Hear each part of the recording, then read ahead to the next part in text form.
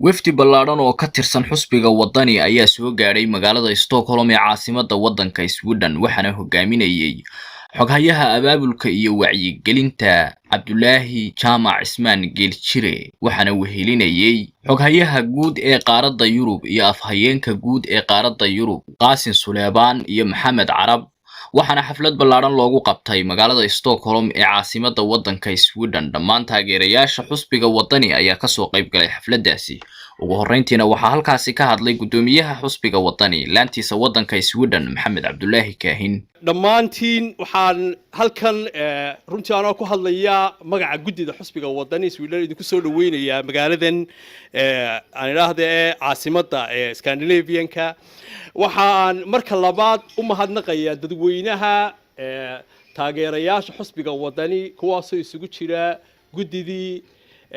xubnihii firfircoona iyo dhammaanba taageerayaashii xusbiga oo iyagu meelo badan ka yimi waxaan leeyahay dhammaantiin aad iyo aad ayaa u mahadsantihiin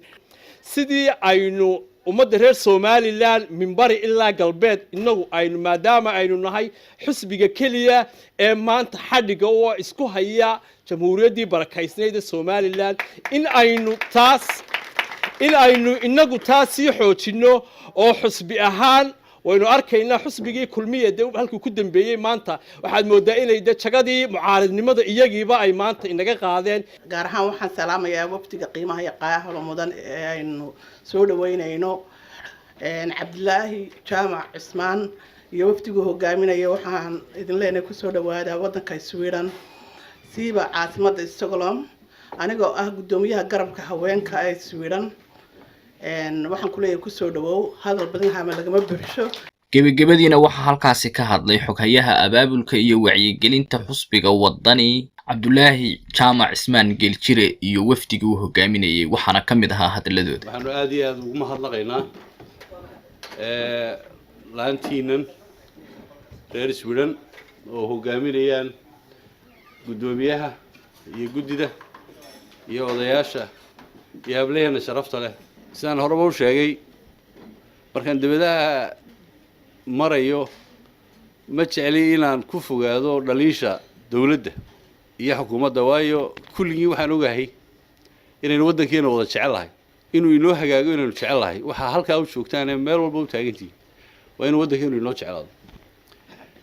marka inaanu buuqa idin soo rarno aanu idinka nixino ma jeclin waanu jecelahay inaan wax wanaagsan idinka sheegno laakiin mar walba waxaan la qarin karayn baa iska imanay inta yar ay noo dheeray waxa weeye madaxtooyadii baa wixii ay noo xalilaysay ay ilaa imika meesha ka maqantay waxaynu karaamadeenna iyo taageeradeena isugu geynaa qofka madaxweynaha inoo noqonaya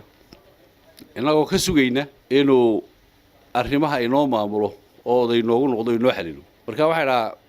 madaxweynaheena iminku mucaarid buu ku soo raagay waddo dheer oo rafa buu soo maray inuu madaxweyne noqdo geerkii labaad ee muxaafidka u gali la kii qarracdaas buu hayaa reer Sweden waxaanu idinka mahad celinaynaa soo dhaweynta qiimaha badan ee aad run ahaan nagu maamusteen waxaan kale oo idin leenahay jazaakallah khayr sida quruxda badan ee aad u soo camirteen aad waqtigiinii iyo danihiinii u soo dayacdeen aad uga soo tagteen caawa inaynu halkan ku kulanana timeka aadna siiseen qaaliga ana waan idinka mahad celinaynaa inta marka laga yimaado Cabdulaahi dawlad ku nool buu ahaa in badan buu dawlad soo ahaa marka wasiir qaran buu ahaa marka wax badan buu